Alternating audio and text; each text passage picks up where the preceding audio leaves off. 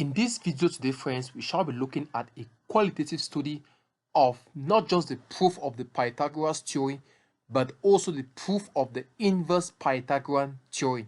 Namely, guys, a raised to the power negative 2 plus b raised to the power negative 2 is the same like h raised to the power negative 2. So, guys, make sure you subscribe to the channel so that you're going to have access to all our great contents already in the channel. Let's get started. Great, friends, great. Here's the right angle triangle that we have, guys. We are going to start by proving the Pythagorean theorem that we all have been using, but today you're going to see the actual proof of that theorem. So, guys, we will start by dropping some perpendicular line from the 90-degree point to the hypotenuse. So, guys, let's go ahead and drop it. We are going to drop that perpendicular such that it is going to meet the hypotenuse at 90 degrees. Great. We can call the point where this line partitions the hypotenuse, we can call that point D. And like I said, guys, we will drop it such that the angle made by this our line, the angle made by AD with the hypotenuse BC is going to be 90 degrees. So here has to be 90 and there has to be 90. Great.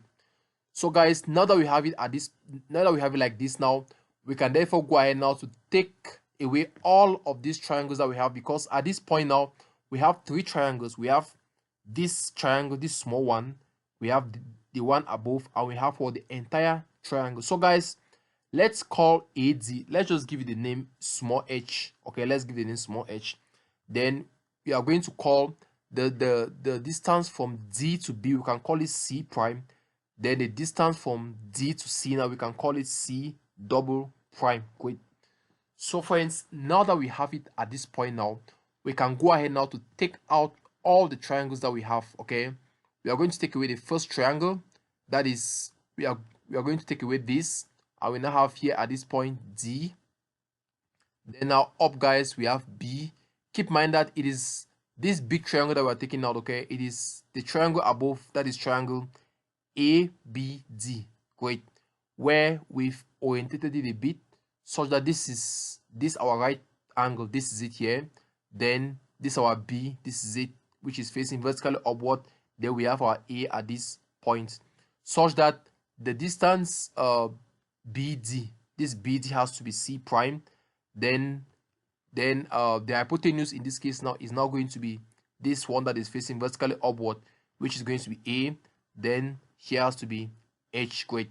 Then now, guys, if we take away the one that faces downward and we orientate it again, we are therefore going to have here to be D, that is this same D. Then now, guys, at this point we are going to have A, that is this one. Then at this other point now, keep in mind that our hypotenuse in this case is B. Okay, hypotenuse of this small triangle that faces downward is B, so here has to be C. Then, guys, if we label all the parts, we have H there, we have B, and we have C double prime. Great. Then now, guys, the entire triangle, as on the entire triangle, let's also take it out. This is the entire triangle where we have our A, B, C. Or before we have C, guys, we have C, we have A, we have B, and we have our small c. Great. So, guys, the most interesting part now is that each of these triangles which we got by dropping the perpendicular which touched the hypotenuse at 90 degrees now is similar to each other and to the original triangle. So what I'm saying now is that ABD is similar to ADC, and all of them now are similar to what, guys? To the entire right angle triangle. As such, guys, we can simply apply the properties that we know about similar triangles. For similar triangles, guys, we know that the ratio of their corresponding sides has to be the same, right? We have to simply compare the ratio of their corresponding sides.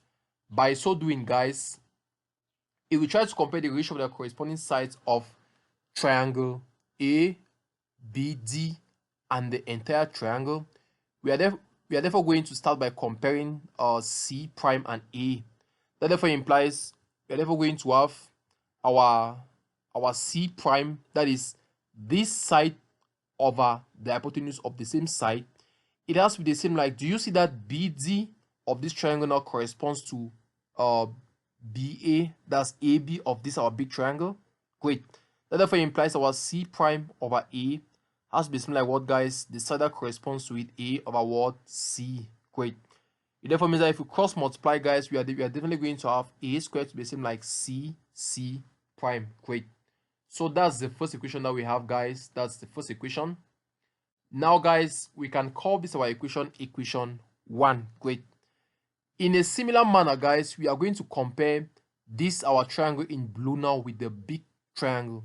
As such, we are not going to be comparing this side and this side. In other words, guys, we are definitely going to have our C double prime all over B. This C double prime, guys, corresponds to what? B of this our triangle, right? Then our B in blue of this our blue triangle now corresponds to what of this other triangle? C. So it therefore implies C double prime over B has to be similar like what, guys? B over C. So if we cross multiply everything, guys, we are going to have our B squared to be same like C prime. We can call this equation 2. Great.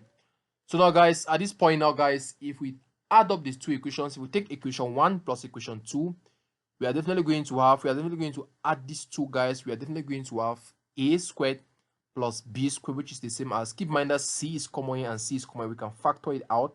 We are going to have C into C prime plus C double prime.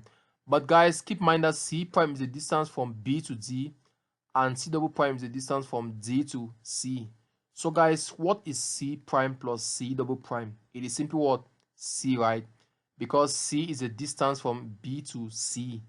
So, guys, C prime plus C double prime is simply C. So we have C and C, so it gives us C squared, right? In other words, guys, we are definitely going to have A squared plus B squared equal to C squared, guys. That's the famous Pythagoras theorem. Great. That's it, guys. Let's now move forward now to prove the inverse Pythagorean theorem. Let's move forward. So, guys, you notice that earlier to prove this theorem, we were able to compare the corresponding sides, right? But to prove the inverse Pythagorean theorem, we are going to be using areas. Now, friends, we are going to be using the area of triangle ABC, which all know to be what, guys? Half base times height, right? That is, if AB is our base, right? That therefore implies what? If AC is our base, it therefore means that what, guys? AB has to be what? The height of the triangle, right? It therefore implies the area of a triangle we all know to be half base times height. Therefore, we're going to have half, the base is B, the height is A, so we have AB. Sorry, guys. But, friends, what if we took the hypotenuse now to be our base? If the hypotenuse BC now is our base, it therefore means that what? That our height now becomes what? H, right? It therefore implies the new area now, the area which is the same as this area, when we consider the hypotenuse to be our base, it therefore means that our area now, this will still be the same like what, guys? 1/2. Our base in this case is what? C, right? And our height in this case is now H. So we have 1/2 CH. Since we have 1/2 on both sides, they can cancel. Then if we divide H by H, we are definitely going to have our C to be the same like AB over H. Great. That therefore implies, guys, we need C squared, right? We need C squared. So we have to square both sides. By squaring both sides, we are going to have C squared to be the same like A squared B squared over H squared. If we substitute C squared equal to A squared B squared over H squared into this our Pythagoras identity, we are definitely going to have A squared plus B squared, which is the same like C squared, which is this. So we have A squared plus B squared over H squared. In this case, guys, we are going to multiply H by the reciprocal of A squared B squared, which is going to be 1 over A squared B squared into A squared plus B squared equal to A squared B squared over H squared. If we open up the bracket, guys, we see that A will cancel A right here. Then here, B squared will cancel B squared. This will cancel everything. So in essence, we are definitely just going to have 1 over B squared plus 1 over A squared equal to H equals 1 over H squared. Using our law of indices, guys, our law of indices that we all know, we can write this as A raised to the power as H raised to the power negative 2. That's we start writing from the right. H raised to the power negative 2, which is the same like what, guys? A raised to the power negative 2 plus B raised to the power negative 2. Great. And friends, this is the inverse Pythagoras theorem. Great. So, guys, thank you so much for watching the video, guys. Thank you so much. Make sure you subscribe to the channel, guys, if you want to have more great contents from us. Thank you and have a blessed day.